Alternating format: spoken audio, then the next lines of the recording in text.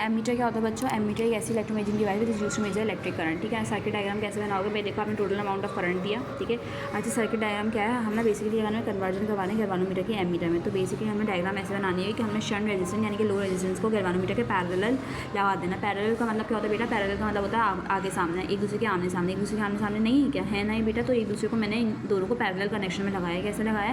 Parallel connection में लगाया। तो बेटा यहाँ पे ये करंट मैंने दिया, ये मेरा क्या नाम है सोर्स से मैंने इसको करंट दिया, ठीक है। जब मैंने करंट दिया तो आई जी वो करंट जो गैल्वानोमीटर में जा रहा है, और जो इसकी रेजिस्टेंस है वो आर जी यानी रेजिस्टेंस ऑफ गैल्वानोमीटर।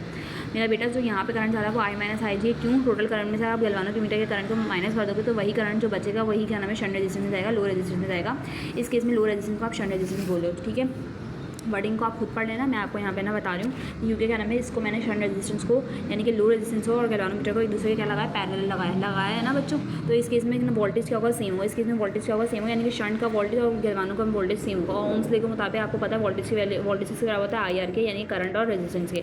इस केस में मेरा बेटा आप बताओ कि यहाँ पे जो वी एस है यानी कि आई एस, शंट रेजिस्टेंस का करंट क्या है? आई माइनस आई जी, है ना। डायग्राम नहीं बनाओगे तो कुछ भी समझ में नहीं आएगा, तो यहाँ पे आई माइनस आई जी लिख दो, ठीक है।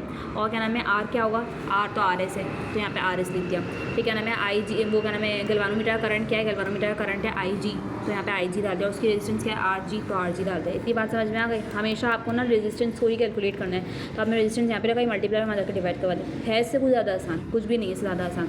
जहाँ पे आर जी क्या है? R G resistance of galvanometer, R S क्या है? शंट रेजिस्टेंस जो कि लो रेजिस्टेंस है, आई जी क्या है? करंट ऑफ गैल्वानोमीटर, ठीक है।